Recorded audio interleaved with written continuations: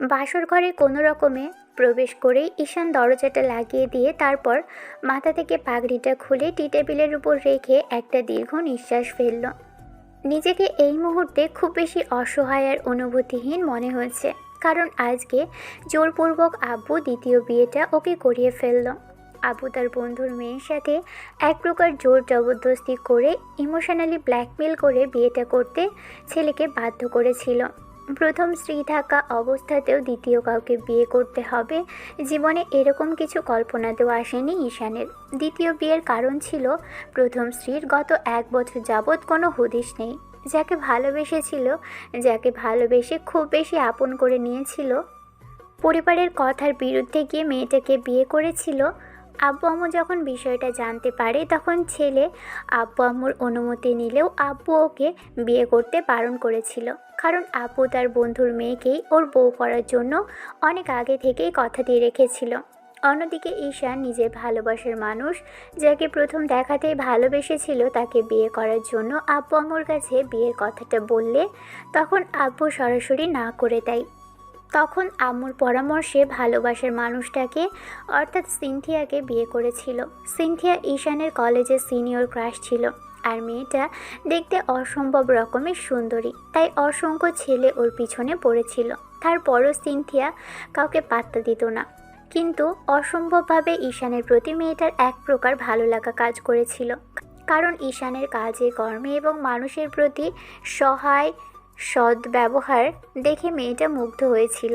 ঈশান ওকে follow করতে আরম্ভ করলে মেয়েটা বুঝতে পারে, আর সেদিন নিজে থেকে বলেছিল, কাপুরুষের মতো সবসময় পেছনে পেছনে না ঘুরে যদি ভালোবাসার কথা বলাই থাকে কিংবা প্রপোজ করার থাকে তাহলে সেটা করে দিতে পারো।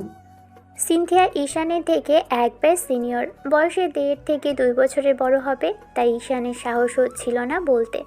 কিন্তু মেয়েটার এরকম হঠাৎ করে কথার কারণে ঈশান খানিকটা হকচকিয়ে যায়। পরদিন বন্ধুদের পরামর্শে মেয়েটাকে ডেকে প্রপোজ করে দিলে দুজনের প্রেম ভালোবাসার সম্পর্ক চলতে থাকে। 6 মাস যাবৎ দুজনের রিলেশন চলছিল। তারপর সিনথিয়ার বাসা থেকে পাত্রপক্ষের সাথে কথা বলা হলে মেয়েটা কান্নাকাটি করে ঈশানকে বলেছিল জীবনের প্রথম ভালোবাসাকে হারাতে চায় না, তাই আব্বু আম্মুর সাথে এসব কথা বলেছিল। তারই মেয়েটাকে নিয়ে যত গণ্ডগোল বাঁধে। আব্বু নারাজ ছিল সিনথিয়াকে বউ করার জন্য, কিন্তু মেয়েটা যে কতটুকু সুন্দর, কতটুকু ওনার ছেলের বউ হিসেবে পারফেক্ট, সেটা আব্বু একটাবারও জানতে চায়নি। উল্টো নিজের বন্ধুর কথা, অর্থাৎ তার সাথে যে তার মেয়ের সাথে বিয়ে দেওয়ার জন্য যে প্রতিশ্রুতি দিয়ে রেখেছিলেন সেটার কথা ঈশানকে জানালে ছেলেও নাকচ করে। আর তখনই বাসা থেকে বেরিয়ে গিয়ে 1 সপ্তাহের মধ্যে সিনথিয়াকে বিয়ে করে বাসায় এনেছিল। আব্বু প্রথমে বিয়েটা মানতে চায়নি, পরবর্তীতে মেয়েটার এরকম সুন্দর মন মানসিকতা আর ভালো ব্যবহার দেখে আব্বু আম্মু মুগ্ধ হয়েছিল, মেনে নিতে আরম্ভ করেছিল। কিন্তু ছেলেটার কপালে যেন সুখটা বেশি দিন সইল না। 1 বছরের মাথায় সেদিন মেয়েটার পাগলামিতে ওকে নিয়ে কক্সবাজার ঘুরতে গিয়েছিল ঈশান। তারপর সেখান থেকে ফেরার পথে গাড়িতে ডাকাতি হয়। সেদিন ঈশান সিনথিয়াকে নিয়ে গাড়ি থেকে পালানোর সময় ডাকাত দলের লোকজন ঈশানের মাথায় আঘাত করে। ছেলেটা জ্ঞান হারিয়ে পড়ে যায়, আর তারপর থেকে সিনথিয়ার কোনো খোঁজ খবর পাওয়া যায়নি। আর সবাই ভেবেই নিয়েছে মেয়েটার সাথে ডাকাতগুলো বাজে কিছু করেছে, যার জন্য মেয়েটা এখন আর বেঁচে নেই, আর হয়তো সুইসাইড করেছে, ওই রাতেই মারা গিয়েছে। মেয়েটা এসব ভেবে ঈশান পাগল হয়ে গিয়েছিল। তারপর যখন ফিরে আসে তখন বুঝতে পারে কোনো এক হসপিটালের মধ্যে বেডে শুয়ে আছে। ঈশান সিনথিয়ার জন্য অনেক কান্নাকাটি করেছিল, মেয়েটাকে আর কোথাও পাওয়া যায়নি। ঈশান পুরো বাংলাদেশ চষে ফেলেছিল আর খুঁজেছিল, কিন্তু কোথাও কোনো খোঁজ খবর পায়নি। হারিয়ে ফেলেছিল নিজের একমাত্র আর সর্বপ্রথম ভালোবাসা, যাকে আঁকড়ে ধরে বাঁচতে চেয়েছিল সারাটা জীবন। কিন্তু সেই মেয়েটা যখন ওর থেকে দূরে সরে যায়, সিনথিয়াকে হারিয়ে ঈশানের লাইফে নেমে এসেছিল কালো অন্ধকার। কয়েকটা দিন তো বাসা থেকেই বের হয়নি। তারপর অনেক দিন পরই স্বাভাবিক লাইফে ফিরে আসছিল। আম্মুর কান্নাকাটিতে ফিরতে শুরু করে। তখনই আব্বু আবারও জোরপূর্বক ওকে বিয়ে করানোর চেষ্টা করে। আব্বু 6 মাস যাবৎ যখন ছেলেকে বলে আর জোর করেও রাজি করাতে পারছিল না, তখন ঈশানকে নানাভাবে ইমোশনাল ব্ল্যাকমেল করতে থাকে। আর বলতে থাকে যে মরার আগে এটাই নাকি তার একমাত্র ইচ্ছে, যেহেতু প্রথম বউ আর বেঁচে নেই তাই যেন বিয়েটা করে নেয়। ঈশান মানতে নারাজ ছিল যে সিনথিয়া আর বেঁচে নেই। ছেলেটা ভাবতো সিনথিয়াকে কোনো দিন ওকে পেয়ে যাবে, তাই ঈশান কাজের ফাঁকে ফাঁকে নানান জায়গায় মেয়েটাকে খুঁজে বেড়ায়। এদিকে ওদিকে নিজের একমাত্র ভালোবাসাকে খুঁজতে আরম্ভ করে ঈশান, কিন্তু কোথাও কোনো হদিশ পায়নি। তারপর আম্মুর কান্নাকাটিতেও এক প্রকার বিয়েতে বাধ্য হয়েছে, আর আজকে অনেক আনুষ্ঠানিকতার সহিত দ্বিতীয় বিয়েটা ওকে করতেই হলো, কারণ আব্বুর এরকমই জোর জবরদস্তি ছিল। মেয়েটা কি তাহলে জেনে শুনে ওকে বিয়ে করেছে কিনা? ঈশানের সন্দেহ আছে এই মেয়েকে কখনো ভালোবাসতে পারবে না বলে। তাছাড়া এই মেয়েটাই বা কী করে ওর সম্পর্কে সব জানাশোনার পরেও বিয়েটা করলো? এবার ঈশানের মনে যখন কৌতূহল সৃষ্টি হচ্ছিল তখনই ঈশান মেয়েটার পাশে বসলো। পুরোনো দিনের স্মৃতিগুলো ভেবে খুব বেশি খারাপ লাগছিল, বুকের ভিতরটা দুমড়ে মুচড়ে যাচ্ছিল। মেয়েটা এখনও ঘোমটা দিয়ে বসে আছে। ঈশানের ইচ্ছেও নেই মেয়েটার মুখটা দেখার জন্য। আব্বু আম্মু বলেছে মেয়েটাকে নাকি সিনথিয়ার মতোই সুন্দরী, ওকে দেখলে হয়তো সিনথিয়ার কথাটা এখানে মনে পড়বে না। কিন্তু ভালোবাসা কি আদৌ কখনো ভোলা যায়? তাই ঈশানও সেই ভুলতে পারেনি। সিনথিয়ার থেকে যদি এই মেয়ে হাজার গুণেও সুন্দরী হয়, তারপরেও ঈশানের কাছে সিনথিয়া জীবনের সবচেয়ে দেখা সুন্দরী মেয়ে, আর যাকে ভালোবেসেছিল বুক দিয়ে, যাকে আগলে রাখতে চেয়েছিল। এবার ঈশান কিছুক্ষণ যাবৎ মেয়েটার মুখের দিকে তাকিয়ে থেকে একটা দীর্ঘশ্বাস ফেলে বলতে আরম্ভ করলো, আপনি হয়তো জানতেন আমার আগেও একবার বিয়ে হয়েছিল, আর যাকে আমি ভালোবেসে বিয়ে করেছিলাম। ঈশানের সামনে বসে থাকা মেয়েটা আব্বুর বন্ধুর মেয়ে, যাকে কিনা ঈশান কখনো দেখেনি। মেয়েটা ওকে দেখেছে কিনা সেটা ঈশান জানে না, তবে মনে হচ্ছে মেয়েটা ওকে আগে দেখেছে। ঈশানের কথাগুলো শেষ হতেই সাহারা এবার মাথা নেড়ে হ্যাঁ সূচক উত্তর দিল। যদি জানতেই আমি ভালোবেসে আগে বিয়ে করেছিলাম, আর তাকে এত ভালোবাসার পর আপনাকে কি করে ভালোবাসবো একটাবার ভাবতে পারলেন না? এত কিছুর পরও আপনার আমাকে বিয়ে করার ইচ্ছে হলো কিভাবে? আজকালকার দিনের মেয়েরা যেখানে জানতে পারে ছেলের আগে কোনো রিলেশন আছে কিংবা কোনো রিলেশন থাকলে তাকে বিয়ে করতে চায় না, সেখানে একজনের বউ থাকা সত্ত্বেও আপনি কিভাবে বিয়ে করতে রাজি হলেন আমি ভাবতেই পারছি না। আমি আব্বুর কথাতেই বিয়েতে রাজি হয়েছি। তাছাড়া আপনার সাথে অনেক আগে বিয়ের কথা বলা হয়েছিল। আপনার বিয়ে হয়েছে তাতে কি?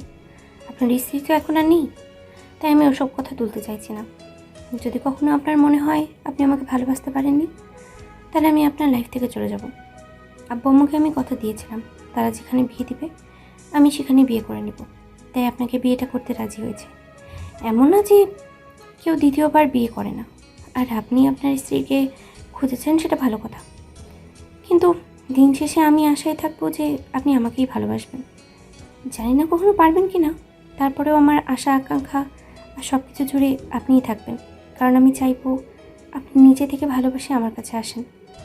আমি জানি আমার এসব আশা কখনোই পূরণ হবে না, তারপরেও যদি আপনার ইচ্ছে হয় আপনি আমাকে ভালোবেসে আগলে নিতে পারেন। আমি এই আশাই থাকবো ঈশান। আমি জানি না আপনাকে এই মুহূর্তে কি কথা বলবো, তারপরও আপনার সাথে রাগ দেখালে কাপুরুষের মতো পরিচয় দেওয়া হবে। আর সবচেয়ে বড় বিষয় হচ্ছে একজনকে ভালোবাসার পর আরেকজনকে ভালোবাসতে পারবো না, সেটা আপনি খুব ভালো করেই জানতেন। তারপরে কেন আমায় বিয়ে করলেন আমি জানি না। শুধুমাত্র আব্বু আম্মুর কথার ভিত্তিতে একটা বিবাহিত ছেলেকে বিয়ে করলেন। জানতেন যে সে তার স্ত্রীকে নিজের থেকে বেশি ভালোবাসত, তাহলে তার লাইফে দ্বিতীয় স্ত্রী হয়ে আসলে সে আপনাকে ভালোবাসতে পারবে না সেটা জানা থাকলে আপনি কি করে আমাকে বিয়ে করলেন আমি বুঝতে পারছি না। ভালোবাসা ছাড়াও অনেকেই সংসার করে। অ্যারেঞ্জ ম্যারেজগুলোতে তো কিন্তু অনেক বেশি ভালোবাসা না থাকার সম্ভাবনাটাই বেশি থাকে। আর বিয়ের পরে বাচ্চা কাচ্চা হয়ে গেলেও যে তাদের মাঝে ভালোবাসা থাকে তেমনটা কিন্তু নয়। তারপরেও তারা দিব্যি সংসার করে। আমি না হয় তেমনটাই ভেবে আপনার সাথে থেকে যাওয়ার চেষ্টা করব সারা জীবন। জানি না আপনি আমাকে আপনার বাড়িতে আপনার লাইফে একটু ঠাঁই দিবেন কি না, তবে আমি চেষ্টা করব আপনার ভালোবাসা পাওয়ার। আপনি ভালো না বাসতে পারলে অন্তত দায়িত্ব ভেবে তো আমাকে নিজের লাইফে একটু রেখে দিতেই পারেন। আমি এখনও আশা করি আমার প্রথম স্ত্রী আমার কাছে ফিরে আসবে। আরও ফিরে আসলে আপনি কি করবেন তখন? সিনথিয়া তো মারা যায়নি, ও যদি মারা যেত তাহলে না হয় আমি এইসব কথা ভেবে দেখতাম, তাহলে আমার স্ত্রী থাকা সত্ত্বেও আপনি আমাকে বিয়ে করবেন সেটা কখনো ভাবতে পারিনি। আমি চাই না তিনি মারা যাক কিংবা তেমন কিছু হোক। আপনার যদি খুব বেশি আমাকে নিয়ে সমস্যা হয় কিংবা তিনি ফিরে আসেন, তাহলে আমি নিজে থেকেই নিজের ইচ্ছাই চলে যাব। আর যেদিন জানতে পারবো যে আপনি আর আমাকে চান না কিংবা আমাকে আপনার পক্ষে সহ্য করা আর সম্ভব হচ্ছে না, সেদিন নিজে থেকেই আপনার থেকে দূরে সরে যাব। আর যদি আপু ফিরে আসে, তাহলে আর আমার কোনো প্রয়োজনই বাড়িতে কিংবা আপনার লাইফে তো থাকবে না। আর এমনিতেও আমি বুঝতে পারছি আপনি আমায় ভালোবাসতে পারেন না, তারপরেও বাড়িতে একটু জায়গা তো দিতেই পারেন। আব্বুর কথা রাখতে গিয়ে আপনাকে বিয়ে করতে বাধ্য হয়েছি। তাছাড়া অজানা একটা ছেলেকে বিয়ে করলে এটুকু জানতে পারতাম না যে কোথায় কি করেছে কিংবা কি করে এসেছে। কিন্তু আপনার সম্পর্কে আমি সবটাই জানি, কারণ গত 3-4 বছর যাবৎ আপনার সাথে বিয়ের কথা চলছিল। তারপর যখন আপনি বিয়ে করে নিয়েছিলেন, আমি সবটাই জানতাম। আমি ভেবেছিলাম এবার অন্তত আব্বু আর আপনার সাথে বিয়ের কথা বলবে না, কিন্তু আপনার স্ত্রী নিখোঁজ হওয়ার পর থেকে আবারও বিয়ের কথাটা চলছিল। আব্বু বারণ করেছিল আপনার আব্বুকে, কিন্তু আঙ্কেল শোনেননি। আঙ্কেল বলেছিল যে যদি আপনার স্ত্রী ফিরে আসে তখন দেখা যাবে, আর যদি ফিরে আসার মতো হতো তাহলে 6 মাস 1 বছরই ফিরে আসতো। আমার বিশ্বাস সিনথিয়া ফিরে আসবে, কারণ আমি ওকে নিজের থেকেও বেশি ভালোবাসি। আমার মন বলছে ও খুব শীঘ্রই ফিরে আসবে, দেখবেন। সে না হয় বুঝতে পারলাম, আর আমি নিজেও চাই সে যেন ফিরেই আসে, কারণ এরকম একজন ভালোবাসার মানুষ পাওয়া আজকালকার দিনে খুবই ভাগ্যের ব্যাপার। যে একটা বছর যাবৎ তার স্ত্রীকে খুঁজে যাচ্ছে, যেখানে মানুষ স্ত্রী মারা গেলে 2-4 দিনেই অন্যজনের পিছনে ছুটতে আরম্ভ করে, দ্বিতীয় বিয়ের কথা চিন্তা করে, সেখানে আপনি গত একটা বছর যাবৎ তার জন্য অপেক্ষা করে আছেন। আমার মনে হয় আঙ্কেল আন্টি আপনাকে যদি জোর না করতো, তাহলে আপনি আর দ্বিতীয় বিয়ের কথা চিন্তাও করতেন না। যাই হোক, সে যদি ফিরে আসে আমি আপনাদের লাইফ থেকে চলে যাব, আর আমি চাই যে সে ফিরেই আসুক। এরকম ভালোবাসা সবার ভাগ্যে তো আর জোটে না, তাই সেই ভাগ্যবতী নারীকে আমার দেখার খুব ইচ্ছে ছিল। ঠিক আছে, দেখবেন। যদি কখনো ফিরে আসে তাহলে দেখতে পাবেন। এখন ঘুমিয়ে পড়ুন। সে না হয় ঘুমিয়ে পড়বো, কিন্তু আমাকে রুমে একা রেখে কোথাও যাবেন না প্লিজ। আপনি আমার পাশেই শুয়ে পড়ুন। আমি কথা দিচ্ছি আপনার সাথে কোনো প্রকার বাজে সিচুয়েশন তৈরি করব না, যার জন্য আপনার রাগ হয়, আপনি রুম থেকে বেরিয়ে যাওয়ার সিদ্ধান্ত নিতে বাধ্য হন, এমন কিছু করব না। ঠিক আছে, শুয়ে পড়ব। সত্যি কথা বলতে আমি একা রুমে থাকতে ভয় পাই। আসলে আমার ছোটো বোনের সাথে একই রুমে থাকতাম তো, তাই আপনি যদি রুমে না থাকেন তাহলে অনেক বেশি ভয় লাগবে আমার। ঈশানের খুব হাসি পাচ্ছিল মেয়েটার কথা শুনে। তারপর হুটহাট করে মনে পড়ল যে রুমে আসার আগে আম্মু একটা রিং ধরিয়ে দিয়েছিল সাহারাকে পরিয়ে দেওয়ার জন্য। রিংটা বের করে ঈশান মেয়েটার সামনে দিতে মেয়েটা খানিকক্ষণ অবাক হয়ে রিংটার দিকে তাকিয়ে থেকে তারপর বলতে লাগলো, এটা কিসের জন্য? বিয়ের রাতে আম্মু আপনাকে দিতে বলেছিল, তাই আপনার জন্য গড়েছিল। যদি নিজ হাতে পরিয়ে দিতে পারেন তো দিন, নাহলে আপনার কাছে রেখে দিন। যেদিন আপু ফিরে আসবে সেদিন তাকে দিয়ে দিন। যার ভালোবাসাটা পাওয়ার যোগ্যতা আমি অর্জন করতে পারবো না, তার হাত থেকে এই সামান্য জিনিসটা আমার জন্য অনেক বেশি তুচ্ছ মনে হবে। মেয়েটা কথাগুলো বলে উঠে ওয়াশরুমের দিকে যাওয়ার জন্য যখনই পা বাড়াবে তখনই ঈশান ওর হাত ধরে ফেলল। সাহারা কিছুটা চমকে উঠল, আর ঈশানের দিকে ফিরতেই ছেলেটা ওকে টেনে এনে বেডে বসিয়ে দিতে মেয়েটা ওর দিকে অবাক চোখে তাকিয়ে রইল। ঈশান ওর একটা হাত দিয়ে রিংটা পরিয়ে দিতেই মেয়েটা কিছুক্ষণ হয়তো একটা শকের মধ্যেই ছিল। সাহার, আপনি ভাববেন না আমি আপনার প্রতি কোনো অবহেলা করব। ভালো না বাসতে পারি, কিন্তু আজকে থেকে আপনি আমার দায়িত্ব ও কর্তব্য। আমি আপনাকে ভালোবাসতে না পারলেও আপনিও কারো ভালোবাসা পাওয়ার যোগ্যতা রাখেন, তাই আমি আপনাকে কোনো অবহেলা করতে চাই না। ভালো না বাসতে পারলেও দায়িত্ব কর্তব্য হিসাবে আপনার প্রতি কোনো কিছুর কমতি থাকবে না আমার। সাহারা মেয়েটা মুচকি হাসলো কিনা কে জানে, তারপরও মনে হচ্ছে হাসলো। মাথা নেড়ে হ্যাঁ সূচক উত্তর দিতেই কিছুক্ষণ বাদে মেয়েটা শাড়িটা পাল্টে আসলো। তারপর শাড়ি গয়নাগুলো ওয়ার্ড্রোবের মধ্যে রেখে এসে ঈশানের পাশে শুয়ে পড়তেই দেখলো ছেলেটা অন্যদিকে মুখ ফিরিয়ে শুয়ে আছে। এরকম করে উল্টো দিকে মুখ ফিরিয়ে থাকলে মনে হয় যে আপনি আমার পাড়া প্রতিবেশী। আপনার সাথে আমার অনেক বড় ঝগড়া আর ঝামেলা হয়েছে, যার জন্য আপনি অন্যদিকে মুখ ফিরিয়ে রেখেছেন। এমনটা করবেন না, আর আব্বু আম্মুর সামনে এরকম কোনো কথা বলবেন না কিংবা এরকম কোনো বিহেভ করবেন না যার জন্য ওরা কষ্ট পায়। আঙ্কেল আন্টি আমাকে অনেক প্রতিশ্রুতি দিয়েছে দিন শেষে আপনি আমায় ভালোবাসবেন, কিন্তু আপনি আমাকে স্রেফ জানিয়ে দিয়েছেন কখনোই ভালোবাসতে পারবেন না। অবশ্য আমি আপনার থেকে ভালোবাসা ডিজার্ভ করি না। যে অন্য কাউকে ভালোবাসে তাকে জেনে শুনে বিয়ে করা আমার জন্য অত্যন্ত অন্যায় ছিল। তাই ভালো না বাসতে পারেন এরকম করে মুখ ঘুরিয়ে রাখবেন না। একটু আগেই বললেন আমি আপনার দায়িত্ব, তাহলে দায়িত্ব ভেবেই না হয় আমার দিকে ফিরুন। ঈশান সাহারার দিকে ফিরতেই মেয়েটা ওর দিকে ড্যাব ড্যাব করে তাকিয়ে রইল। ঈশান একবার ওর মুখের দিকে তাকিয়ে স্তব্ধ হয়ে গেল, কারণ মেয়েটা দেখতে খানিকটা সিনথিয়ার মতো আর বেশ খানিকটা গোলগাল, একদম পুতুলের মতোই লাগছে। নীল শাড়িতে যেন অসম্ভব রকমের মায়াবী এক সুন্দরী রমণী এই মুহূর্তে চোখের সামনে শুয়ে আছে ঈশানের। তারপরও একবার তাকিয়ে থেকে চোখ জোড়া ফিরিয়ে নিল। সিনথিয়া ঠিক যেরকম সুন্দর ছিল এই মেয়েটাও ঠিক তেমনই সুন্দর, আর এরকম একটা মেয়েকে যে দ্বিতীয় স্ত্রী হিসেবে পাবে ঈশান ভাবেনি। ঈশান চোখ বন্ধ করে নিলে সাহারা বুঝতে পারল ছেলেটা ওর দিকে তাকাতে চাইছে না। যদি মায়ায় পড়ে যায় বিষয়টা ভেবে মেয়েটা বলতে আরম্ভ করলো, ভয় নেই, এরকম কোনো কাজ করব না যার জন্য আপনি আমার মায়ায় পড়ে যান। আমি জানি আমি অনেক মায়াবী ঈশান। চেষ্টা করে দেখতে পারেন, আমি আপনার মায়ায় কখনোই পড়ব না। তা পারবেন কেন? সবসময় তো মুখ ঘুরিয়েই রাখেন, কারণ আমি আপনার শত্রু না, সেই জন্য। ঈশান না চাইতেও ফিক করে হেসে ফেলল। তখন সাহারা একটু মুচকি হেসে বলতে আরম্ভ করলো, জানেন, আব্বু আম্মু আর আমাদের আত্মীয় স্বজন এমনকি ফ্রেন্ড সার্কেলেও অনেকেই বলতো আমি নাকি প্রচুর পরিমাণে মায়াবী, যে কেউ অল্পতেই আমার মায়ায় পড়ে যাবে। সেই জন্য সবসময় আমাকে সাবধানেই থাকতে বলতো। এমনকি কয়েকজন হুজুর টাইপের লোকও আমাকে বলেছে সাবধানে থাকার জন্য, কারণ নজর জিনিসটা নাকি খুবই বাজে। তাহলে আপনি কি করেছিলেন তখন? আর এই পর্যন্ত কতজন আপনার মায়ে পড়েছে বলুন তো?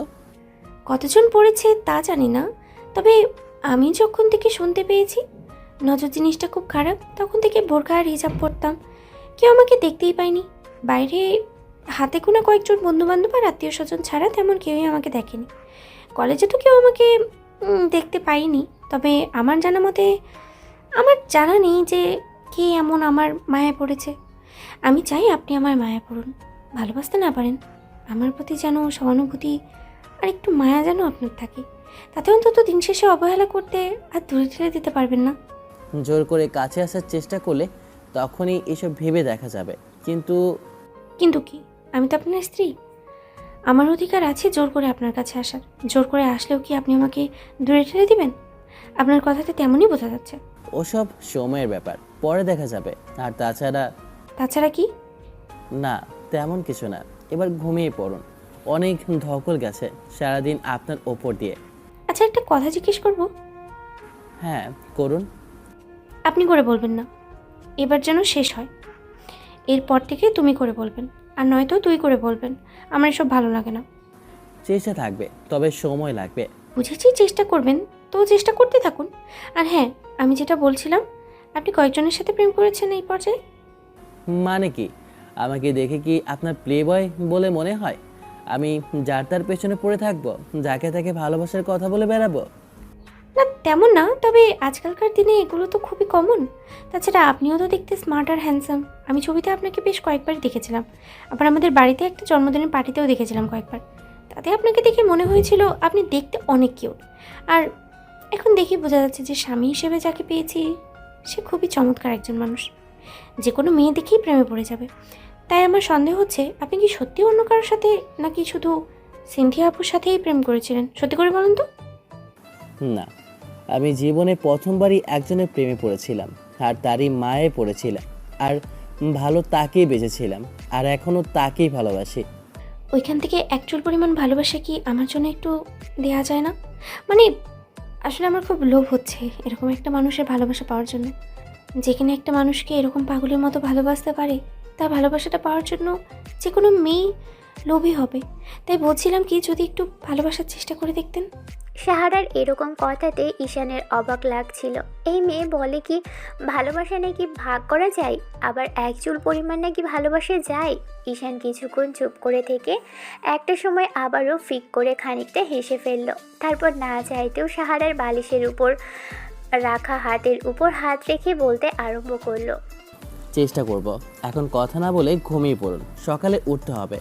ঈশান ঘুমানোর চেষ্টা করলেও সারা রাত আর ঘুমোতে পারেনি। পাশে একটা আননোন পারসন, নিজের বউ ছাড়া দ্বিতীয় কোনো মেয়ের সাথে আজকেই প্রথমবার, তাই ঘুম আসে না। তার উপর মেয়েটা ওর দ্বিতীয় স্ত্রী, যাকে বিয়ে করার কোনো ইচ্ছেই ছিল না ঈশানের। সে যদি শত সুন্দরী হয়ে ওর সামনে আসতো তাহলে হয়তো ঈশানের কোনো বিয়ে করার ইচ্ছে হতো না। কিন্তু আব্বু আম্মুর জোড়াজুড়িতে আর ইমোশনাল ব্ল্যাকমেলটা সামলে নিতে বিয়েটা করতে বাধ্য হয়েছে। কেন যে আব্বু এরকম একটা পাগলামি করলো ঈশান জানে না, তবে ছেলেকে বোধহয় একা দেখতে চায়নি। ঈশান বুঝতে পেরেছে যে আব্বু আম্মু চায় ছেলে তার জীবনের জন্য হলেও একটা সঙ্গিনী খুঁজে নিক, তাই হয়তো এরকম করে দ্বিতীয় বিয়েটার জন্য জোর জবরদস্তি করেছে। মাঝরাতে ঈশানের ঘুম ভাঙলো কারো কান্নাকাটির শব্দে। উঠে খানিকটা চুপ করে রইল ঈশান, তারপর বসে আশেপাশে তাকাতেই বুঝতে পারল সাহারা ওর পাশে নেই। আশেপাশে তাকিয়ে দেখলো সাহারা পাশে নেই, তবে ব্যালকনির দিক থেকে হয়তো একটা কোথাও থেকে কান্নার শব্দটা ভেসে আসছে। তাহলে কি মেয়েটা কান্নাকাটি করছে ব্যালকনিতে গিয়ে? ঈশানের বেশ খানিকটা কৌতূহল হলো বিষয়টা দেখার জন্য, তাই তাড়াহুড়ো করে উঠে দাঁড়ালো। কোনো রূপ শব্দ না করেই এবার ব্যালকনির দিকে গিয়ে বুঝতে পারলো ব্যালকনির পর্দাটা টানা, কিন্তু মেয়েটা কান্নাকাটি করছে। তবে জায়নামাজে বসে মোনাজাতে হাত তুলে কতক্ষণ ধরে এরকম কান্নাকাটি করেছে জানে না। এবার ঈশান ওর কথাগুলো এবার শুনতে লাগলো। মেয়েটা কী চাইছে মোনাজাতে হাত তুলে সেটাই বোঝার চেষ্টা করতে লাগলো ছেলেটা। হে পাক পরবর্তীকার, আল্লাহ আমার সৃষ্টিকর্তা, তুমি তো সবই জানো। জীবনে কখনো কাউকে ভালোবাসিনি। ভালোবাসাটা যে অন্যায়, তাই বিয়ের আগে কাউকে নিজের সাথে জড়ানোর, কারোর সাথে অবৈধ সম্পর্কের প্রতিশ্রুতিতে বেঁধে রাখিনি, আর না কারোর সাথে হারাম সম্পর্কে জড়িয়েছি। আমি নিজেকে একটু একটু করে তৈরি করেছিলাম বিয়ের পরে স্বামীকে ভালোবাসবো বলে, একমাত্র স্বামীকে সবটা উজাড় করে দেব। তাকে বলতে পারবো বুকে হাত রেখে যে আমি তার হকটা কখনো নষ্ট করিনি। তার জন্য যে উপহার স্বরূপ স্ত্রী, সে সতীত্বটা তাকে আমি সম্পূর্ণভাবে দিতে চেয়েছিলাম। কিন্তু আমার কপালটা দেখো, তুমি আমাকে এমন একজনের বউ করে পাঠালে, এমন একজনকে স্বামী হিসেবে পাঠিয়ে দিলে যে কিনা আগে থেকেই অন্য কাউকে ভালোবাসে। প্রথম স্ত্রী হারিয়ে সে এখন প্রায় তাকে খুঁজে বেড়ায়, তার জন্য এখনো পাগল। তার থেকে একচুল পরিমাণ ভালোবাসা আমি কখনো পাবো কিনা জানি না। তবে আমার খুব লোভ হচ্ছে এই ছেলেটার ভালোবাসা পাওয়ার জন্য, যে নিজের স্ত্রীকে এতগুলো দিন ধরে হারিয়ে ফেলার পরও পাগলের মতো ভালোবাসতে পারে। সে মানুষটার লাইফে থাকাটা অনেক ভাগ্যের বিষয়। আমি জানি এটা তুমি তোমার ইচ্ছায় আমার জন্য ফয়সালা করেছো, তাই আমি মেনে নিয়েছি। কিন্তু আমি চাই তবে অন্তত আমাকে দয়া করে একটু বান্দা হিসেবে, যদি তোমার কখনো কোনো হক আদায় করে থাকি, যদি কখনো তোমার একটু ইবাদত করে থাকি, অন্তত তুমি যদি কখনো আমার উপরে রাজি খুশি হয়ে থাকো, সেই সামান্যটুকুর বিনিময় হলেও যেন এই মানুষটার মনে আজকে আমার জন্য একটু ভালোবাসার সৃষ্টি করে দাও। আমি চাই উনি আমাকে ভালোবাসুক, আমাকে ভালোবেসে নিজের সাথে জড়িয়ে নিক। আমি জানি উনি আমাকে সম্পূর্ণরূপে কখনো ভালোবাসতে পারবেন না, আর আমি চাইও না প্রথম ভালোবাসাকে ভুলে গিয়ে উনি আমাকে এমন করে ভালোবাসুক যার জন্য ওই মানুষটা ফিরে এসে কষ্ট পাক। আমি চাই সে ফিরে আসুক, সে দূরে না থাকুক। তবে ভগবান সেই মেয়েটা যে এরকম একটা স্বামী পেয়েছিল। জানি না তোমার কি ফয়সালা ছিল যে দ্বিতীয় স্ত্রী হিসেবে তার লাইফে আমাকে পাঠালে। তারপর আমি চেষ্টা করবো ওনাকে সবসময় ভালোবেসে নিজের সাথে আঁকলে না। আল্লাহ আল্লাহ, তুমি আমাকে শক্তি দাও যেন আমি এসব কিছু মেনে নিয়ে ওনার লাইফ থেকে যেতে পারি। উনি যেন আমাকে এখান থেকে তাড়িয়ে না দেয়, একটু আশ্রয় দিতে পারি। সেই তৌফিক আবার তুমি ওনাকে দাঁড় করো, এমন পূজনার অন্তরে দিয়ে দাও যার জন্য উনি আমাকে ভালোবাসে, সামান্য পরিমাণে হলেও যেন ভালোবাসতে পারে। আমি ওনার দ্বিতীয় স্ত্রী হওয়ার সত্ত্বেও ওনার মনের মতো সব কিছু করতে পারি। উনি যেন আমার ওপরে কখনো নারাজ না হয়। তুমি অন্তত এইটুকু আমাকে শক্তি দাও, ওনাকে আমার দিকে একটু ফিরিয়ে দাও। আমি সারা জীবন তোমার ইবাদত করে যাবো আল্লাহ। মেয়েটা কথাগুলো পড়েই জোরে জোরে ফুঁপিয়ে উঠতে লাগলো। ঈশানের খুব খারাপ লাগছিল এটা ভেবেই মেয়েটাকে ভালোবাসতে পারবে না জানার পর বিয়ে করতে হলো। ছেলেটা আদৌ জানে না কখনো ওকে ভালোবেসে নিজের সাথে আগলে নিতে পারবে কিনা। তবে এই মুহূর্তে মনে হয়েছিল যে মেয়েটাকে যদি একবার বুকের সাথে জড়িয়ে ধরতে পারতো তাহলে হয়তো মেয়েটার কান্নাটা থেমে যেত। প্রিয় মানুষ, প্রিয় পুরুষের আর যাকে স্বামী হিসেবে পেয়েছে তার ভালোবাসা পেলেই যে কোনো মেয়ে শান্ত হয়ে যাবে। ঈশান পারছে না এরকম কিছু করতে। যখনই ওর কথাটা ভাবছে তখনই সিনথিয়ার কথাগুলো মাথায় ঘুরপাক খাচ্ছে। সিনথিয়া সেদিন যখন ওদের প্রথম আলিঙ্গন হয়েছিল তখন ঈশান ওকে জড়িয়ে ধরে বলেছিল, আচ্ছা, কখনো আমায় ভুলে যাবে না তো? কখনো দ্বিতীয় কাউকে ভালোবাসার চেষ্টা করবে না তো? আমি যদি হারিয়ে যাই, কখনো তোমার লাইফ থেকে দূরে সরে যাই, কিংবা আল্লাহ আমাকে তার কাছে নিয়ে নেন, তারপরও তুমি অন্য কাউকে ভালোবাসবে না তো? ঈশান মেয়েটাকে বুকের সাথে চেপে ধরে মাথায় হাজারবার চুমু দিয়ে বলেছিল, যদি কখনো এরকম পরিস্থিতির সৃষ্টি হয়, সারা জীবন তুমি আমার মনে থেকে যাবে। আর তোমার জন্য আমার লাইফে যে ভালোবাসাটুকু আছে তার চুল পরিমাণ কেউ আমার থেকে নিতে পারবে না। মৃত্যুর আগ পর্যন্ত তোমার জন্য আমার এই ভালোবাসাটা থেকেই যাবে। আমি জানি তো, আমার সেই ভালোবাসার মানুষটাই তুমি, যে আমাকে ভালোবাসবে, আমাকে আগলে রাখবে, সব সময় আমার কথাটাই চিন্তা করবে। সিনথিয়ার সেদিনের বলা কথাগুলো এখনও ঈশানের কানে বাজে। যাই হোক, ঈশান রুমে এসে শুয়ে পড়ল। ব্যালকনি থেকে আরও 15 মিনিট পর উঠে এসে সাহারা ঈশানের পাশে শুয়ে পড়ল। ছেলেটাকে একবার জড়িয়ে ধরতে ইচ্ছে করছিল সাহারার, কিন্তু সেটার সাহস হলো না। যদি ছেলেটা রাগ করে ওকে কিছু বলে দেয়। পরদিন সকালে ঠিক তেমনটাই হলো। রাতে যেটা চেয়েছিল সকালে সেটাই হলো। ঘুমের মাঝে দুজন দুজনকে জড়িয়ে ধরেছিল।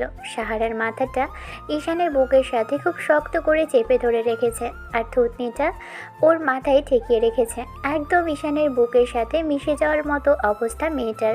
যখন ঘুম ভাঙলো তখন এরকম একটা পরিস্থিতিতে নিজেকে আবিষ্কার করে প্রথমে অবাক হলেও পরক্ষণের লজ্জায় যেন শেষ হয়ে যাচ্ছিল। আবার পরক্ষণে মনে হলো ছেলেটা যদি বুঝতে পারে ওর অনিচ্ছার সত্ত্বেও নিজে জোর করে কাছে এসেছে তাহলে হয়তো রাগ করবে। তাই সাহারা নিজেকে ছাড়িয়ে নেওয়ার চেষ্টা করলেই ঈশান ওকে আরও একটু শক্ত করে বুকের সাথে জড়িয়ে ধরল। আরও ঘন্টাখানেক ছেলেটা ঘুমানোর পর একটা সময় সাহারার চোখ দুটো আবার যখন লেগে আসবে তখন ঈশানের ঘুম ভাঙতেই দেখলো বুকের মাঝে নতুন বউ, অর্থাৎ দ্বিতীয় স্ত্রী, যাকে কালকে বিয়ে করেছে তাকে জড়িয়ে ধরে রেখেছে। ছেলেটা তাড়াহুড়ো করে মেয়েটাকে ছেড়ে দিল আর নিজে থেকে দূরে সরে যাওয়ার চেষ্টা করলে সাহারার ঘুম ভেঙে গেল। এবার ঈশানকে এতটা কাছে দেখে সাহারা নিজেও অবাক হওয়ার একটা অভিনয় করলে যেন ছেলেটা ওকে কিছু বলতে না পারে, কারণ সাহারা জানে না ছেলেটার রাগটা কীরকম হবে। এই বিষয়টা ভেবেই সাহারা অবাক হয়ে ঈশানের দিকে তাকিয়ে রইল। তখন ছেলেটা আমতা আমতা করে বলতে লাগলো, আসলে না, মানে বুঝতে পারিনি যে আপনি এরকম করে আমার কাছে চলে এসেছেন, আর ঘুমের মাঝে আপনাকে এরকম করে। সমস্যা নেই, এতে কোনো আপত্তি নেই আমার। আপনি যদি চান কোলবালিশের মতো করে আমাকে জড়িয়ে ধরে রাখবেন, তারপরেও সেটা পারেন। আমি জানি আমার এই চাওয়াটা কখনো পূরণ হবে না, তারপর আমি চাই যে আপনি যদি কখনো চান তো আমি নিজে থেকে আপনার ডাকে সাড়া দেবো। সাহারা কথাগুলো বলে ওয়াশরুমে চলে গেল। আবারও সে নতুন একটা শাড়ি পরে বের হতেই ঈশান খেয়াল করলো মেয়েটাকে এক এক সময় এক এক রূপে দেখে একটা ভালো লাগা কাজ করছে। বারবার সিনথিয়ার কথাগুলো মনে পড়ে যাচ্ছে। বিয়ের পরে মেয়েটাকে দেখতে ঠিক এতটাই সুন্দর আর মোহনীয় লাগছিল, যার জন্য বারবার নতুন করে প্রেমে পড়ে যাচ্ছিল। ঈশান গিয়ে ফ্রেশ হয়ে আসলো। কিছুক্ষণ বাদে সকালে নাস্তা করে তারপর রিসেপশনের অনুষ্ঠানের জন্য তৈরি হতে লাগলো। বাসাভর্তি মেহমান, সবার সাথে কথাবার্তা বলে দুপুরের মধ্যে আবারও রিসেপশনের অনুষ্ঠানটা শুরু হতেই একদম সঙ্গের মতো বসে থাকতে হলো স্টেজে।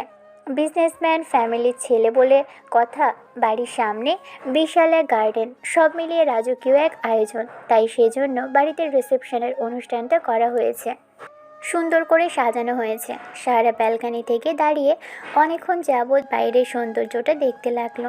এক পর্যায়ে যখন ঈশান বুঝে এলো, দেখলো সাহারা মেয়েটা নেই, তখন ওকে ডাকতে লাগলো। এই যে শুনছেন? সাহারা এরকম কিছু শুনে চমকে উঠল। তাড়াহুড়ো করে দৌড়ে রুমে আসতেই খেয়াল করলো ঈশান দাঁড়িয়ে আছে। তখন সাহারা বলতে আরম্ভ করলো, আপনি আমায় ডাকছিলেন? হ্যাঁ, না মানে আসলে বলছিলাম কি, তৈরি হয়ে নিন, এক্ষুনি তো আত্মীয় স্বজন আর লোকজন আসা শুরু করবে, তাই আপনাকেও তৈরি হতে হবে। কিছুক্ষণের মধ্যেই পার্লারের মেয়েরা এসে সাহারাকে সাজাতে আরম্ভ করলো। মেয়েটাকে আজকে কালো একটা শাড়ির সাথে সুন্দর করে হিজাব পরিয়ে দেওয়া হয়েছে। ঈশান বলেছিল এরকম করে সাজাতে, যার জন্য সাহারার অনেকখানি ভালো লেগেছে যে স্বামী ওর দিকে কিছুটা হলেও নজর দিয়েছে। সারাটা দিন বসে থাকতে হলো। তারপর সন্ধ্যার মুখে যখন অনুষ্ঠান শেষ হলো তখন আব্বু আম্মু সাহারার সাথে ঈশানকে ওদের বাসায় পাঠালো। সাহারাদের বাসায় পৌঁছতেই দেখলো এক বিশাল বড় কাণ্ড, কারণ আজকে ওদের বাসায় কিছুটা অনুষ্ঠানের মতোই রাখা হয়েছে। নাচ গান আর বেশ বড় একটা ফাংশনের আয়োজন করা হয়েছে। সেখানে সব মিলিয়ে রাত 12টা বাজলো। রুমে আসতে সারা এসেই দেখলো রুমটা বেশ পরিষ্কার করে গোছানো। ঈশান গিয়ে বালিশে গা এলিয়ে দিতেই এবার মেয়েটা মাঝখানে একটা কোল বালিশ দিতে গেলে ঈশান বিষয়টা দেখে অবাক হয়ে প্রশ্ন করলো। আজব ব্যাপার তো, মাঝখানে কোলবালিশ কেন দিচ্ছ? ঈশানের মুখে তুমি কথা শুনে সারা কিছুক্ষণ হাঁ করে তাকিয়ে রইল। এবার ঈশান মেয়েটার সামনে তুড়ি বাজিয়ে বলতে আরম্ভ করলো। এই যে ম্যাডাম, আপনাকে বলছি, এখানে কোলবালিশ দেওয়ার কি দরকার আছে? না মানে আসলে কালকে ভুল করে আপনার জায়গায় চলে গিয়েছিলাম, তারপর আপনাকে জড়িয়ে ধরেছিলাম। আর আজকেও যদি ভুল করে চলে যাই আর কাল সকালে এসে আপনি রাগ করতে আরম্ভ করেন কিংবা একটা থাপ্পড় বসিয়ে দেন, 2-4 দিন যেতে না যেতেই যদি বরের সাথে থাপ্পড় খাই তাহলে সেটা খুব খারাপ লাগবে। আজব তো, আমাকে দেখে কি না আপনার তেমন কিছু মনে হয়? আমি কি এতটাই অত্যাচারী যে নিজের বউকে থাপ্পড় মেরে দেব? আজব ঘটনা, এরকমটা কখনো হবে না। আর শুনুন, আমি কোনো অত্যাচারী স্বামী নই যে নিজের বউকে পেটাবো। এত ভালো মানুষ আমি তৈরি হয়ে ওঠিনি। আব্বু আম্মু আমাকে যথেষ্ট সুন্দর শিক্ষা দিয়েছে। তাহলে মাঝখানে কোলবালিশ দেবো না বলছেন? সেটা আপনার ইচ্ছা। যদি আপনি মনে করেন যে সেফটির জন্য এটা রেখে দেবেন তাহলে সেটা আপনার বিষয়। না থাক, দরকার নেই। আমি ভুল করে জড়িয়ে ধরলেও তো আপনি ধরবেন না। আর যেহেতু বলেছেন আপনি আমার গায়ে হাত তুলবেন না, তাহলে এই সুযোগটা আমি আর ছাড়তে চাইছি না। সুযোগ মানে? তার মানে আপনি কি বলতে চাইছেন? ইচ্ছে করে রাতে আপনি জড়িয়ে ধরবেন আমায় আর সকালে উঠে বলবেন যে আপনি ইচ্ছে করে করেননি?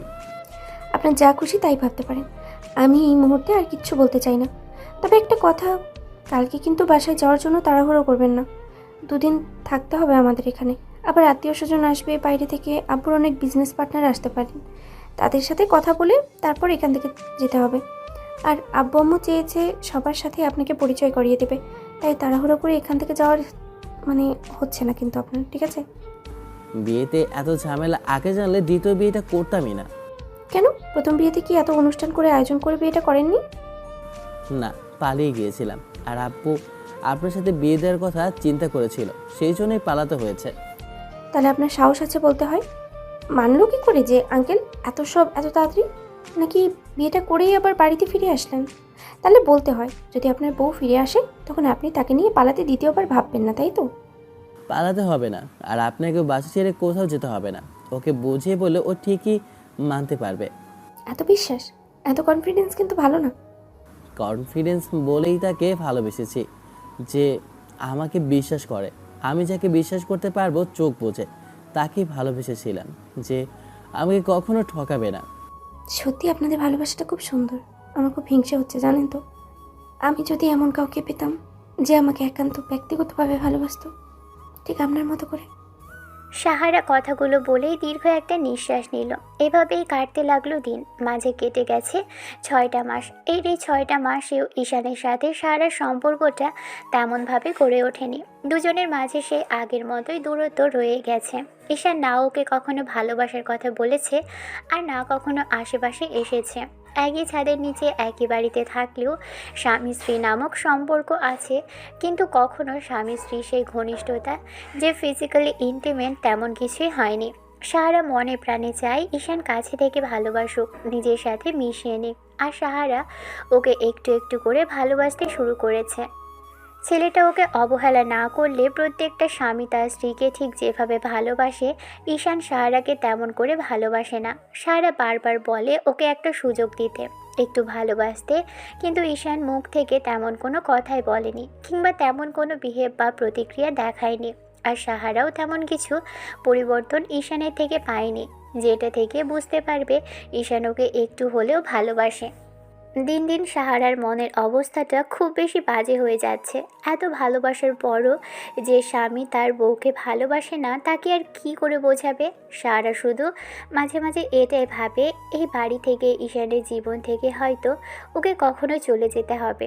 যদি সিনথিয়া চলে আসে তাহলে সেটা নিজে থেকেই করবে মেয়েটা, কখনো ওদেরকে বাধা দিবে না, ওদের লাইফের মাঝে কখনো দেওয়াল হয়ে দাঁড়াবে না। বিষয়টা ভেবেই সাহারা মাঝে মাঝে একা একাই অনেক কান্নাকাটি করে। রাতে মোনাজাতে হাত তুলে কান্নাকাটি করে, কিন্তু আল্লাহ যে কেন দোয়াটা কবুল করছে না সেটাই ভাবছে মেয়েটা। সাহারা 5 ওয়াক্ত নামাজ হাত তুলে বারবার শুধু ঈশানের এক ফোঁটা ভালোবাসাটাই চাই, কিন্তু উপরওয়ালার ওর ধৈর্যের পরীক্ষাটা খুব ভালোভাবেই নিচ্ছে। 6 মাস পর একদিন পর ঘটনা। সেদিন ঈশান খুব সকাল সকাল অফিসে গিয়েছিল। কাজ করতে ভালো লাগছিল না। একটা মিটিং শেষ করে বাসায় ফিরতেই সাহারা ওকে ফ্রেশ হয়ে আসতে বলল। ছেলেটা সবেমাত্র ফ্রেশ হয়ে নিচে আসছিল।